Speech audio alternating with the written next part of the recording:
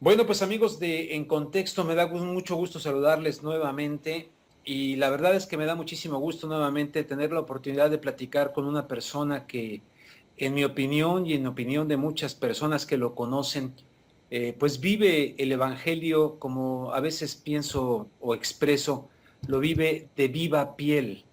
Es decir, no dentro nada más de las liturgias, del costumbrismo religioso, de las oraciones, de los sacramentos, sino que realmente, en la opinión de muchos que lo conocen y lo que yo he leído de él, no tengo el gusto de conocerlo en persona, pero su labor definitivamente nos habla de alguien que está viviendo el Evangelio en carne propia, con todos los retos y con todo lo que esto significa. Los que sean cristianos, los que sean católicos, los que tengan noción de lo que significa el cristianismo, recordarán alguna de las frases claves, aquella de coge tu cruz y sígueme. Y evidentemente cuando se toma la radicalidad del Evangelio en el servicio del amor, del servicio de los otros, de apropiarse de alguna manera del dolor ajeno y del sufrimiento ajeno, pues es evidente que eso tiene consecuencias, como consecuencias tuvo en el mismo Jesús que a fin de cuentas murió asesinado. Y uno de los signos inequívocos de nuestro tiempo es sin duda el tema de la migración-inmigración, en el cual se le trata incluso muchas veces de responsabilizar a los propios migrantes e inmigrantes, convirtiéndolos o sea, son las víctimas de una situación muy concreta actualmente en nuestra humanidad y sin embargo se les convierte en culpables, incluso acá en los Estados Unidos se les llama ilegales. Y muchos latinos acá en los Estados Unidos se llenan la boca incluso llamándoles así, ilegales, sin poner en contexto y sin poder entender el fenómeno de la inmigración verdaderamente a fondo. Hace poquito tuve la oportunidad de platicar, pues no suficiente tiempo, pero de platicar con Fray Tomás González Castillo, quien es director de la 72 Casa Hogar. Esto de 72 haciendo referencia a los migrantes e inmigrantes asesinados en el norte de México, en Tamaulipas. Y esta casa está ubicada en Tenosique, Tabasco. Pero me da muchísima pena saber que evidentemente, de la misma manera en que ha sido amenazado el padre Alejandro Solalinde, pues también Fray Tomás ha sido amenazado de muerte. Y tengo yo ahorita aquí en mi pantalla un reporte que realizó el día de ayer el periódico español El País, donde dice: hace 10 días unos hombres se acercaron a dos migrantes centroamericanos que se albergaban en refugio de Tenosique, estado de Tabasco, en el sureste de México, y les dieron un mensaje muy claro: díganle al padre que vamos por su cabeza. Ese padre es precisamente Fray Tomás González, franciscano de 39 años de edad, acostumbrado a dar asistencia a aquellos que atraviesan México en su camino hacia los Estados Unidos, y en esto que él mismo, junto con otros, llama el Holocausto Migrante. Me da muchísimo gusto saludarle, Fray Tomás. Gracias por aceptar nuevamente esta llamada. Y primero que nada, pues centrarle al tema que evidentemente nos preocupa, ¿no? De estas nuevas amenazas de muerte en su contra, si nos puede platicar de ellas. Buenas noches. Muy buenas noches a usted, a todos los que nos escuchan. Gracias por la oportunidad de poder platicar sobre este fenómeno de la migración. Pues mire, el día domingo recibimos nuevamente dos amenazas de muerte, una en contra mía concretamente, y pues esto es lo que nos pasa por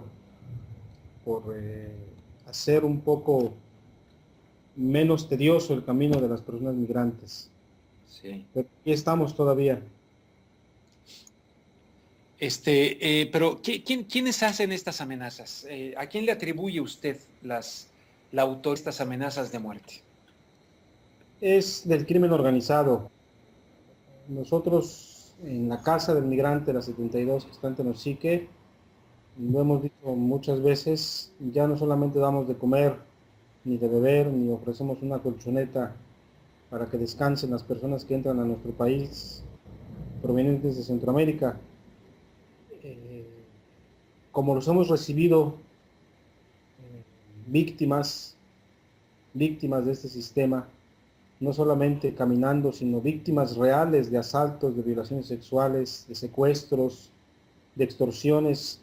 y en los últimos meses de una mafia que se ha apoderado de las vías del tren, cobrándoles cuota, pues los hemos denunciado y los mismos migrantes son los que han denunciado y nosotros solo los hemos acompañado a denunciar. Pues esta es la razón por la que no le gusta a la gente que opera en las vías de manera criminal y organizada, y pues nos mandan a dar estos mensajes, estas amenazas de muerte. ¿Cómo reacciona usted? Porque evidentemente me queda claro que usted es un hombre de fe y, como estaba yo diciendo en la introducción, con absoluta claridad y sinceridad, un hombre que vive el Evangelio con todos los riesgos, pero me imagino que también, pues obviamente usted quiere preservar su integridad física y es humano y debe de experimentar también temor, miedo ante este tipo de cosas. Por lo menos yo tendría mucho miedo. Sí, no le niego, soy un ser humano con muchos errores, con muchas fobias, y por supuesto tengo miedo a perder la vida. No sería yo mentiroso si dijera que no. Si hay una preocupación, si hay una tensión, he perdido el sueño, he perdido las ganas de comer, pero gracias a Dios todavía no he perdido las ganas de rezar. Entonces, pues, y las ganas de que al ver a cada migrante que entra a la casa, pues de seguirlos acompañando, ¿verdad? Sí, hay miedo, hay preocupación, pero aquí seguimos y no nos vamos a ir. Fray Tomás, usted en su entorno, ahí en Tenosique, Tabasco, donde usted vive, usted, por ejemplo, ¿dónde es donde duerme? ¿La gente puede ubicarle donde usted duerme? Sí, yo duermo en el albergue, en la oficina donde yo suelo atender a los migrantes, en un cuarto pequeño. Ahí duermo todos los días, muy cerca de la puerta de la casa, porque cada que pasa el tren en la madrugada, pues cuando yo escucho el tren, que no me vence mucho el sueño, pues yo les abro la puerta y los despido. Es decir, pero ¿está estableciendo algún tipo de sistema de protección o las autoridades municipales, estatales, federales del gobierno mexicano en sus diferentes instancias saben de estas amenazas y lo están protegiendo o no están actuando en congruencia para protegerle? Porque pues en otros momentos no lo han tratado muy bien a usted, ni la policía, ni el ejército mexicano. Hay episodios en los cuales más bien usted mismo ha recibido pues agresiones por parte de estas autoridades. Sí, alguna vez nos agredió el ejército mexicano. Tengo tres denuncias penales ante la PGR por parte del Instituto Nacional de Migración. En fin, pues nosotros hemos denunciado todo, hemos exigido que se nos trate bien dignamente. Hemos visibilizado que a nosotros nos persiguen o nos denuncian porque estamos defendiendo la vida de un ser humano tan necesitado como el migrante. Eh, Eh, ¿Sí? no, continúe, ahorita le hago la pregunta, pero continúe, termine. Entonces, bueno, no está exento uno de todo esto. Las autoridades han sido señaladas por nosotros. Si hemos dicho que si hay un crimen bien organizado dañando a los migrantes es porque hay seguramente autoridades corruptas que lo están permitiendo. No se puede entender que un migrante sea extorsionado, secuestrado, que pasen retenes de migración del ejército mexicano si no hay un Estado mexicano que lo esté permitiendo. Por supuesto que no todas las personas, servidores públicos, servidoras públicas, están metidas en esto, pero que sí hay gente metida del Estado mexicano, por supuesto que sí. Por esto es también que afectamos sus intereses y por eso es la respuesta, ¿verdad? Hoy concretamente platicando con gente de la Secretaría de Gobernación que vino expresamente a levantar un análisis de riesgo en torno a la casa del migrante, me decía honestamente y sinceramente, uno de los mayores errores y pecados del gobierno es que criminalicemos a los defensores de derechos humanos en vez de defenderlos, ¿verdad? Uh-huh. Sí, porque yo me pregunto, mire, aquí tengo información que quiero compartir con las personas que estén viendo la entrevista, escuchándola. Amnistía Internacional, por ejemplo, ha alertado, ¿no?, el día de ayer del peligro que corre la vida del defensor de inmigrantes Fray Tomás González Castillo y su más cercano colaborador del movimiento migrante mesoamericano, Rubén Figueroa. Dice, el 4 de octubre también, por ejemplo, ¿no? Del 2012, el director del refugio La 72 de Tenosique, Tabasco, Fray Tomás González Castillo, y del movimiento migrante mesoamericano, Rubén Figueroa, iniciaron un ayuno y se encadenaron en la puerta de la delegación del Instituto Nacional de Migración en solidaridad con el pueblo migrante perseguido, golpeado y humillado por agentes migratorios. Entonces, ahora estos mismos agentes migratorios o autoridades de migración le llaman para medir el nivel de riesgo que pudiera tener esta casa. O sea, como que no sabe uno muy bien en quién confiar, ¿no? Porque por un lado le atacan y por otro lado le llaman para dialogar y entonces no sabe uno muy bien con quién está hablando.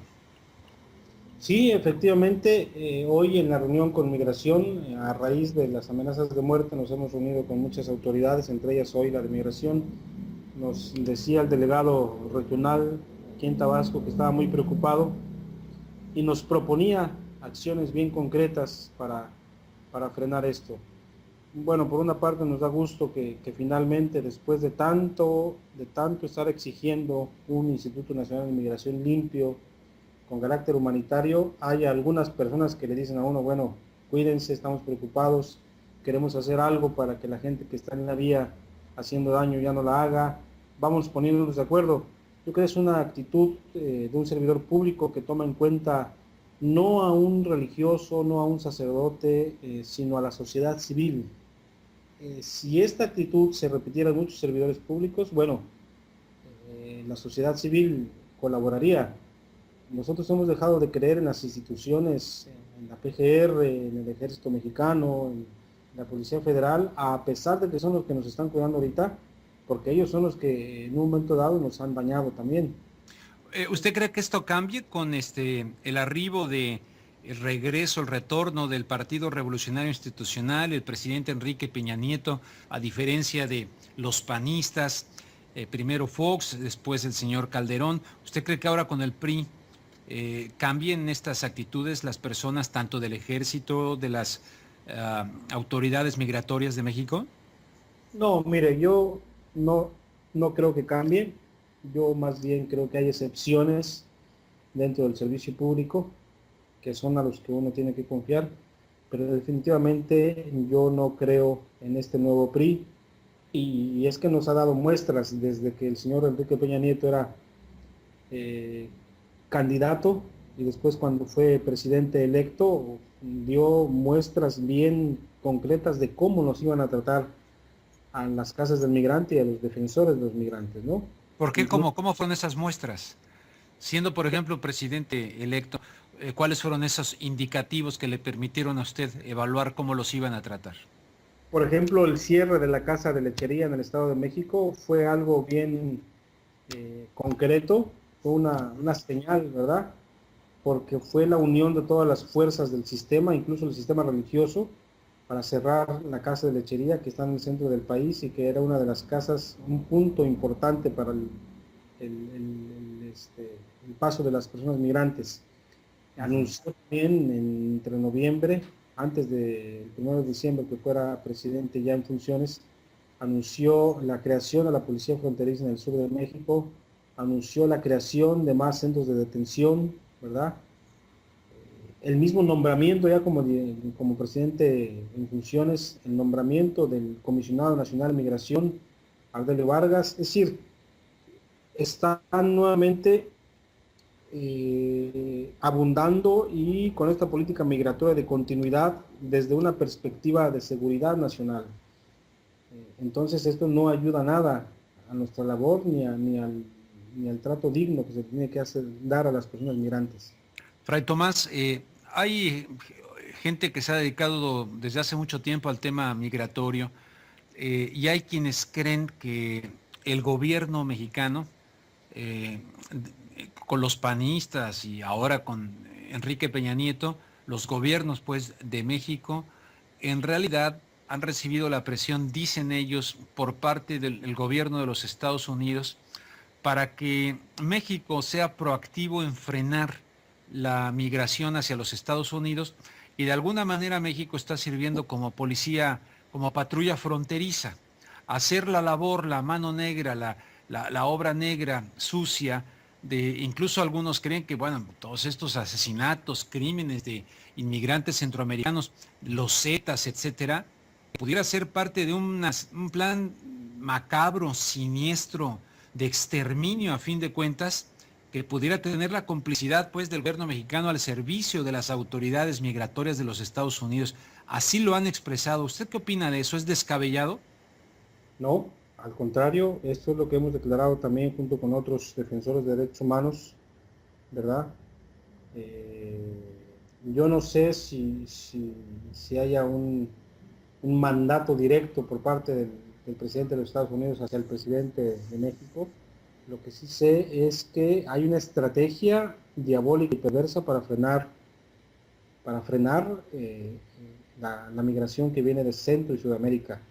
Mire, hace algunos días declarábamos, don Raúl Vera y yo, que posiblemente la estrategia del gobierno mexicano para frenar la migración del sur era un poco o un mucho la estrategia que usaron cuando el conflicto zapatista.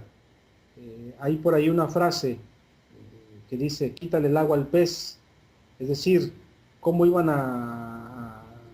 con esta guerra de baja intensidad a frenar las exigencias de los grupos indígenas de México, quitándole las bases de apoyo a los insurgentes armados, ¿verdad?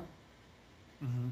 Esto se reflejó concretamente en la matanza de Acteal, que no era gente armada, sino era un grupo, o es un grupo pacífico, en la sociedad civil pacífico, que estaba incluso en ayuno. Matando a estas personas, no se mata directamente al pez. Quítale el agua es matar a las bases de apoyo para que el pez muera solo. Nosotros pensamos que el cobro de cuota que ahora están exigiendo las mafias que tienen tomadas vías, que están armados por otra parte, es una estrategia del gobierno del Estado mexicano para frenar la migración del sur. El daño moral que se le ha causado a través de campañas mediáticas, a través del cierre de algunas casas, a través de dejar de colaborar humanitariamente con los albergues, es quitarle el agua al pez, que en este caso es el pueblo migrante permanentemente en éxodo, ¿no? Si tenemos demandas, si hay persecución mediática, los albergues de Saltillo, de Ixtepec, de Huehuetoca, de Tenosique y otros más, es parte de esta estrategia perversa, ¿verdad? Fray Tomás, que el crimen organizado, suponiendo que efectivamente las amenazas de muerte provengan del crimen organizado en un nivel en el que no estuvieran involucradas ningún tipo de autoridades, porque por el tipo de denuncias que usted, el padre Solalinde, su asistente Rubén, en fin, el tipo de denuncias que ustedes hacen, es evidente que deben de estar las autoridades mexicanas molestas con ustedes, pero supongamos que no están involucradas, que realmente les quieren nada más proteger en este caso. ¿Qué gana el crimen organizado, supongamos, con amenazarle o con un cumplimiento de amenaza? O sea, ¿qué ganarían con tenerle a usted muerto? Pues hablamos del migrante como una mercancía, ¿no? En las casas del migrante les quitan la mercancía al crimen organizado y la hacen lo que verdaderamente son seres humanos con muchas necesidades y con un sueño de poder trabajar para crear un patrimonio para ellos y sus familias. Al quitarles esta mercancía, pues quitamos el patrimonio del crimen organizado, que hoy por hoy es uno de los que más ganancias les dejan, ¿eh? Cuando hablábamos y éramos testigos de los secuestros masivos, por cada migrante exigían una recompensa de $5,000. La CNDH llegó a reportar más de 20,000 secuestros en un año, ¿no? Entonces, cuando nosotros estamos denunciando el cobro de cuota a estos paramilitares que están arriba del tren o la política migratoria de seguridad nacional, pues simple y sencillamente es que les estamos quitando, ¿verdad?, la mercancía a los criminales y a algunas autoridades. Dice el periódico El País en lo que escribió el día de ayer acerca suyo, dice, los franciscanos ya atendían en la parroquia a los migrantes antes de que Fray Tomás llegara allí, pero la afluencia cada vez mayor, antes llegaban 2 o 3 a la semana, ahora recibimos hasta 100 al día. les llevó a abrir el hogar refugio. Lo bautizaron como la 72 en homenaje a los 72 migrantes que fueron asesinados en la masacre de San Fernando, Tamaulipas, en el 2010. La elección de este nombre dejaba claro que el objetivo de Fray Tomás y su equipo no era solo ofrecer un techo a los viajantes, sino también llamar la atención sobre los abusos que sufren, dice el periódico El País. Me da mucho gusto que este periódico se haya contactado, Fray, con usted para hacer esta denuncia, pues a nivel global, a nivel internacional, ¿no? Dando datos como que a fin de cuentas pasaron de 2 o 3 que llegaban en un momento dado, de repente a estar recibiendo 100 al día y, como usted dice, en calidad de mercancía. Fíjese que en todo este proceso, no sé si usted está enterado que acá en los Estados Unidos pues siguen siendo una mercancía también, porque cuando son detenidos son llevados a cárceles privadas. Hay muchas cárceles privadas donde a fin de cuentas funcionan como mercancía, porque al ser cárceles privadas, pues no es que los traten como si estuvieran en un hotel, pero vaya, se le tiene que pagar a esas cárceles privadas con presupuesto del Estado, con presupuesto público. Entonces es un negocio redondo, donde tiene una arista muy fea que usted la ve todos los días allá en México, pero acá también tiene otro aspecto, ¿no?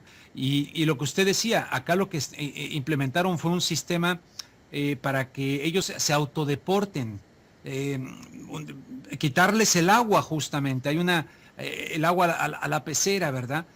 Porque empezaron a hacer toda una guerra en contra, o sea que es terrible, sin hacerse responsables ni en México ni en los Estados Unidos de la verdadera causa, que la verdadera causa es económicamente y socialmente y políticamente es estructural. Por ejemplo, con el Tratado de Libre Comercio que se implementó en México el 1 de enero de 1994, de allá para acá, pues aumentó dramáticamente el número de migrantes, por ejemplo, mexicanos, luego centroamericanos, etcétera. O sea que estos gobiernos no se hacen responsables económicamente. Hay un analista del periódico La Jornada, Alfredo Jalife, que los llama, dice, no podemos llamarles ilegales, son refugiados económicos. Y ahora ya pues refugiados también huyendo de muchísimas cosas, ¿no? Y usted está viendo ese rostro tan doloroso en México, donde estamos llenos de impunidad, de vejación, de violaciones tremendas. Entonces, ¿hasta dónde llegan también otros colegas suyos, o no colegas, sino hermanos de la fe, de las organizaciones religiosas, de los franciscanos, de otros, o más bien hay otros sacerdotes que prefieren mantenerse un poquito en la cuestión teórica del evangelio dentro de los templos, Fray? Sí, pues mire, definitivamente yo lo que hago, lo hago por la fe que me enseñaron a la orden a la que pertenezco. Yo no lo hago, como ha dicho el Papa también, ¿verdad?, actual, no lo hago solamente como una ONG piadosa, más bien por no querer ser una ONG piadosa, nos hemos metido a la denuncia de todas las atrocidades que está cometiendo el crimen organizado con este grupo tan vulnerable. Sí, estoy convencido de que es mi obligación atender a este grupo tan vulnerable, tan castigado por la sociedad mexicana. Y aquí vamos a seguir. En Tabasco hay un nuevo gobernador ya de un tiempo para acá, es un gobernador, bueno, fue del PRI, pero llegó como del PRD, Arturo Núñez, que fue también legislador mexicano. El gobernador de Tabasco, Arturo Núñez, ¿está al tanto de lo que usted está enfrentando? Porque no solamente las autoridades de migración deben saberlo, imagino que el gobernador del estado de Tabasco debe estar al tanto de lo que le está pasando a uno de sus tabasqueños, en este caso a usted y a todos los que colaboran con usted. Sí, está al tanto. Nosotros apenas unos días de que el señor gobernador tomara posesión, el 4 de enero le mandamos una carta pública donde le informábamos cuál era nuestra labor y sobre todo cuál era la tragedia que en el estado de Tabasco, en el que él empezaba a gobernar, estaba pasando. Sabe muy bien, ha mandado al secretario de gobierno a platicar con nosotros, le hemos insistido que toda la ruta ferroviaria de Tabasco está invadida del crimen organizado y le hemos exigido que haga algo. Desafortunadamente argumentan que el Estado se los dejaron saqueado por el anterior gobierno, que no tienen presupuesto, en fin, han puesto muchos pretextos nosotros pensamos que también para frenar nuestra labor, ¿no? Si tuvieran voluntad de querer cambiar las cosas, o si fueran sensibles ante este grupo vulnerable, pues estarían atendiendo a los continuos llamados que les hacemos. ¿Qué nos enseña el Evangelio, Fray Tomás, acerca de este problema actual de los migrantes? Porque pues el Evangelio, quienes tenemos fe, vemos que el Evangelio tiene una buena nueva, es un mensaje vigente para el mundo de hoy, del hombre de hoy, así lo vemos quienes tenemos la fe. ¿Cómo ilumina el Evangelio, pues, y qué actitud debe tener el creyente, el verdadero cristiano, ante este fenómeno de la migración? Porque aquí en Estados Unidos, lastimosamente, pues la gente es muy religiosa, y muchos, no todos, pero muchos de esos religiosos condenan aquí a los indocumentados, tachándolos así de ilegales, de que están invadiendo un país, de que están violando una serie de leyes, ¿no? Sin ponerlo en perspectiva ni contexto. Yo siempre cito como ejemplo, mira, aquí en Los Ángeles tenemos muchos guatemaltecos, viven aquí muchos guatemaltecos. Fueron expulsados por la guerra de Guatemala directamente, que duró 36 años. Ahora se está haciendo un juicio histórico en contra de un genocida, Efraín Ríos Montt. Bueno, pero resulta que ese golpe de Estado que dieron allá y esas dictaduras fueron apoyadas desgraciadamente por diversos gobiernos de los Estados Unidos en Guatemala. Y esa corresponsabilidad que causó migración, pues igual se lavan las manos, no hay ningún problema, y todo el peso quieren que recaiga, por ejemplo, en los guatemaltecos, que se les ha terminado la protección que le dieron de asilados, y muchos están ante la disyuntiva de tener que regresar a Guatemala, donde continúa la violencia, después de vivir mucho tiempo por acá, violencia de otro tipo, claro, que hay ahora en Guatemala. No sé si me explico con esto, es muy complejo todo el fenómeno, pero una vez más, los que gobiernan, los que diseñan, los amos de muchas medidas económicas en el mundo, pues se lavan las manos como Poncio Pilato. Sí, mire, la migración es un fenómeno que se ha complicado mucho en los últimos años, ¿verdad? Tiene muchas aristas y hay mucho para hablar, para decir, por hacer. Nosotros hemos declarado que este fenómeno que se ha complicado mucho, este problema ya es estructural, es regional, es transversal, y así hay que atenderlo. Habla usted de la revolución guatemalteca. Nosotros hemos incluso dicho que un motor de la migración centroamericana hacia el norte es el fracaso de las guerrillas centroamericanas. Por ejemplo, Guatemala, los tratados de paz se firmaron en 1996, pero no hubo reforma agraria. El 80% de la tierra en Guatemala sigue privatizada. Sí. ¿Cómo no va a haber migración guatemalteca? Claro. Salvador, ahora gobierna el Frente Farabundo Martí de Liberación Nacional, ¿no? Y hay una violencia extrema a muerte en este pequeño país. ¿Quién gobierna? La izquierda. Nicaragua, ¿verdad? Este señor que no puede y no quiere dejar el poder, que en un momento dado estuvo del lado de una izquierda guerrillera y ahora es un dictador. ¿Y qué decir de Honduras, ¿no? Que es el mayor expulsor ahora de los países centroamericanos? El golpe de Estado, hoy lo estamos viendo como resultado. O sea, motor, o uno de los motores de la migración de Centroamérica hacia el norte, hacia México como país de destino ya, y hacia Estados Unidos, es el fracaso de estas guerrillas, ¿no? Incluso el fracaso de un sistema religioso, ¿no? Mire, el 80% de las personas que nosotros recibimos aquí en la Casa del Migrante no son católicos, ¿no? ¿El 80% no son católicos? Son católicos. Esto quiere decir que la Iglesia no les ha sabido responder tampoco y no ha creado las estrategias necesarias, no para contenerlos, sino para hacer más digno su camino y su vida, ¿no?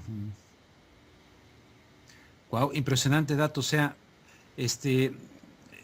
inevitable hablar ahorita de la, de la, usted me decía en la otra entrevista que no espera nada del poder, no espera nada de Roma, pero yo no sé si soy Quijote o soy ingenuo, pero me ha sorprendido gratamente algunos signos que dentro de lo que es el poder allá en Roma, también de la iglesia, me llama la atención lo que este Papa Francisco por lo menos manda unas señales de una cuestión distinta, como que si quisiera verdaderamente hacer algo distinto, no sé si al estilo de Juan Pablo I, el llamado Papa de la Sonrisa, que se quería enfrentar a los asuntos vaticanos económicos y del Banco Ambrosiano y todo aquello, pero en el caso de este Papa no habría que darle un poco el beneficio de la duda y ver si algo ocurre en Latinoamérica, pues, porque como usted dice, hay un sistema religioso que evidentemente al alejarse del cristianismo primitivo y del cristianismo que se narra en los Hechos de los Apóstoles, ahí en el capítulo 2, verso 42 de las primeras comunidades cristianas, etcétera,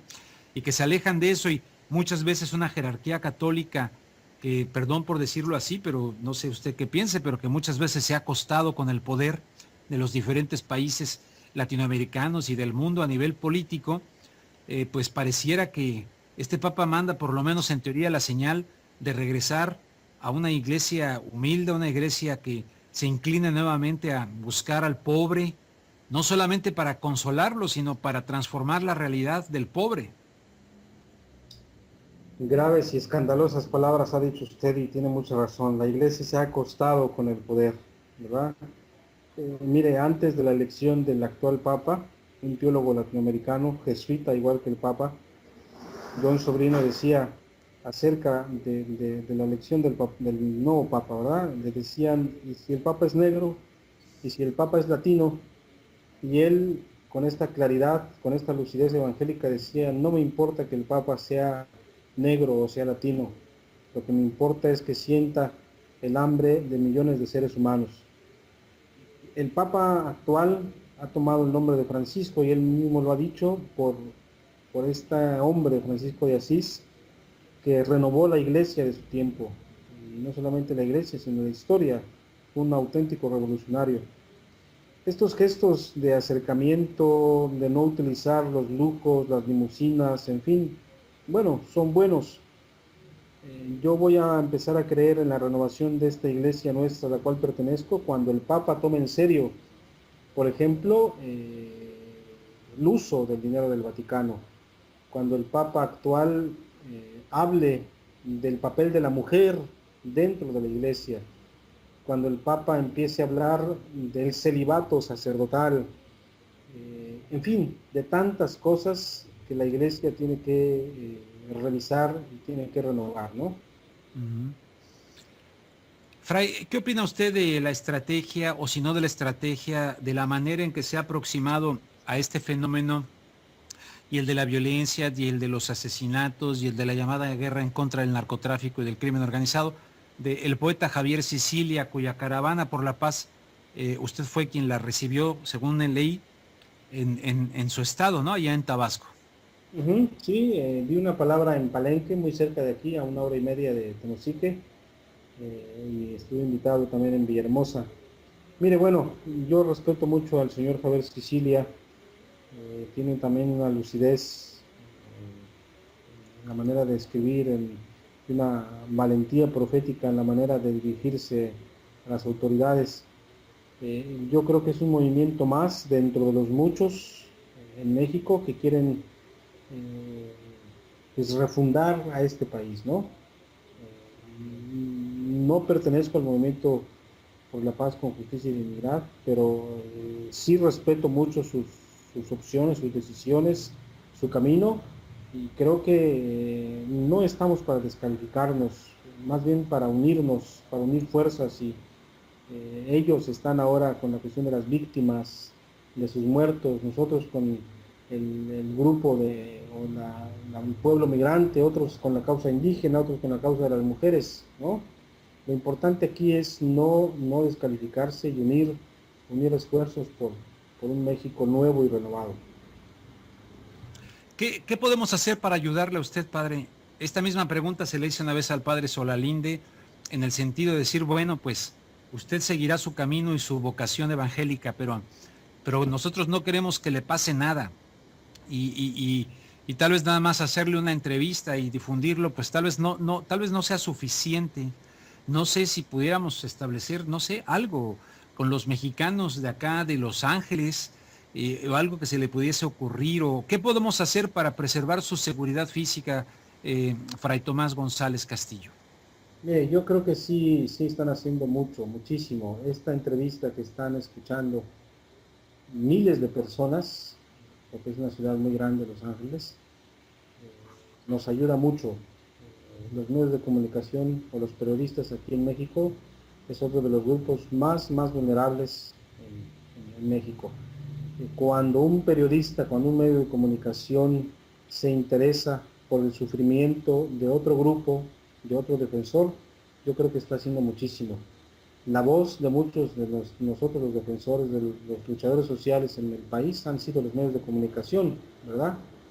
Y entonces, pues, yo le doy las gracias, creo que están haciendo muchísimo. No se me ocurre ahorita, ¿verdad?, desde Los Ángeles, qué más se pudiera hacer, sino informar, sino visibilizar, sino seguir en comunicación con nosotros, ¿verdad? Pues claro que sí. Mire, de hecho quiero hacerle, le hago la invitación aquí públicamente en mi programa En Contexto de Red Generación y rubenluengas.com. Tengo un programa de radio también que se llama Contragolpe. Por cierto, el día de hoy, a las 9:30 de la noche, hora de Los Ángeles, 10:30 de la noche, hora de México, voy a entrevistar a aquel periodista de años, José Gutiérrez Vivó, en Radio Red, que vive acá en los Estados Unidos. Pero en ese programa, próximamente la estación KPFK Pacífica Radio de los Estados Unidos va a transmitir